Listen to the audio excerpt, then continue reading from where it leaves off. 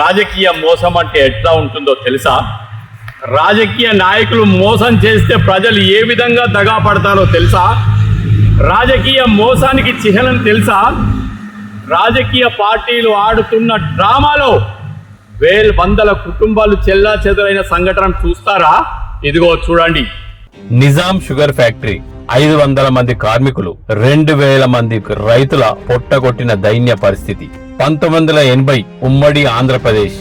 ఈ factory నిర్మాణమై 1982లో mill crushing start అయింది. 2002లో అప్పటి ముఖ్యమంత్రి చంద్రబాబు నాయుడు కుటిల రాజకీయ యత్నం చేసి గోకరాజ్ గంగరాజ్ అనే ఓ యజమానికి పూర్తి ప్రభుత్వ రంగ సంస్థను 51:49 షేర్లుగా విభజించి అమ్మేశారు. 2002 నుంచి 2015 డిసెంబర్ వరకు బ్రహ్మాండంగా నడిచిన నెమ్మదిగా నష్టాల బాట పట్టించి లాకౌట్ చేశారు. దీంతో 500 మంది కార్మికులు రోడ్డు పాలయ్యారు. 2000 మంది రైతుల పంట దెబ్బతింది. పరోక్షంగా ప్రత్యక్షంగా దాదాపు 10,000 మంది రైతులకు కార్మికులకు ఉపాధి దెబ్బతింది. ఇది ఉమ్మడి ఆంధ్రప్రదేశ్ లో తెలంగాణకు చంద్రబాబు నాయుడు చేసిన మేలు. అందుకే తరిమి కొట్టింది తెలంగాణ. ఆంధ్ర పాలకులను సాగనంపి తెలంగాణ సాధించుకున్న తర్వాత కేసీఆర్ తెలంగాణ ప్రజలకు ఒక ఆశా దీపంగా కనబడ్డాడు. అభివృద్ధితో పాటు ప్రాజెక్టులతో పాటు ఈ షుగర్ ఫ్యాక్టరీని కూడా తెరిపిస్తారని ఈ ప్రాంత ప్రజలు గట్టి నమ్మకం పెట్టుకున్నారు. 2014లో అధికారంలోకి వచ్చిన అప్పటి ముఖ్యమంత్రి కేసీఆర్ తన కూతురి రాజకీయ భవిష్యత్తు కోసం ఈ ప్రాంతంలో కొరుట్ల, జగిత్యాల నియోజకవర్గంలో బీఆర్ఎస్ అభ్యర్థులను, ఎమ్మెల్యే అభ్యర్థులను గెలిపించుకోవడం కోసం ముఖ్యంగా కొరుట్లలో ప్రధాన సమస్య అయిన Nizam sugar factory, Muthyampet sugar ఫ్యాక్టరీని 100 రోజుల్లో తెరిపిస్తానని హామీ ఇచ్చారు. దీంతో సర్వత్రా సంబరాలు అంబరాన్ని అంటాయి. అనుకున్న తడవే హామీకి కట్టుబడి ఉన్న ఈ ప్రాంత ప్రజలు, రైతులు, కార్మికులందరూ ఇక్కడి అభ్యర్థి ఎమ్మెల్యే విద్యాసాగర్ రావును గెలిపించారు. దీంతో రోజులు గడుస్తున్న 100 రోజులు కాదు 10 సంవత్సరాలు గడిచిన ఈ షుగర్ ఫ్యాక్టరీ ఊసెత్తలేదు.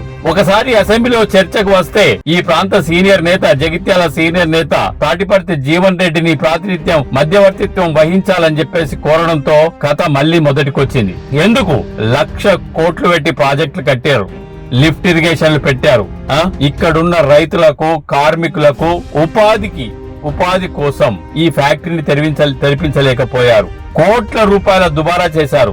1,00,000 కోట్లు వెదజల్లారు. ఎంతో దుర్వినియోగానికి పాల్పడ్డారు. మరి ఈ ప్రాంత ప్రయోజనాన్ని ఎందుకు మరిచారు? ఇదే అంతు చిక్కని ప్రశ్న.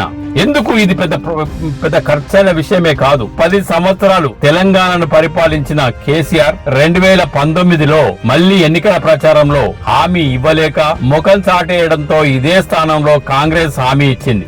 కాంగ్రెస్ అధికారంలోకి వస్తే సంవత్సరం లోపు నిజాం షుగర్ ఫ్యాక్టరీని పునరుద్ధరించి కార్మికుల చేతుల్లో పెడతామని, దీనికి తాటిపర్తి జీవన్ రెడ్డి, దుద్దిల్ల శ్రీధర్ బాబు ప్రాతినిధ్యం వహిస్తారని చెప్పేసి ఇప్పుడున్న ముఖ్యమంత్రి రేవంత్ రెడ్డి ప్రకటించారు. సంవత్సరం గడిచింది, 2 సంవత్సరాల దగ్గరకు వస్తుంది.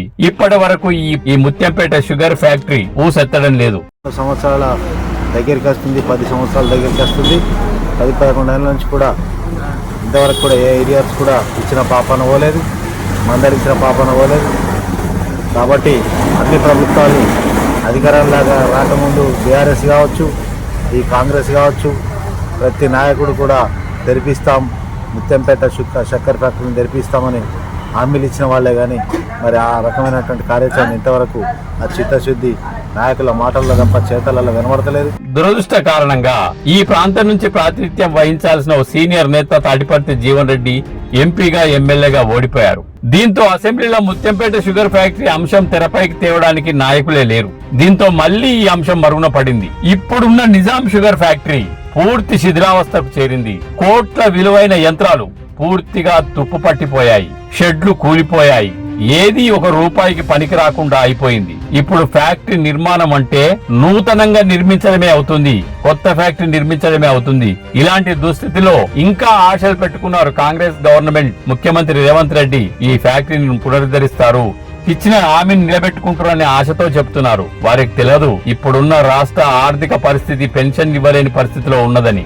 నిజంగా ఇన్నిసార్లు మోసగింపబడ్డ ఈ ప్రాంత రైతులు, ఆ ఫ్యాక్టరీ కార్మికులు నిజంగా దురదృష్టవంతులే.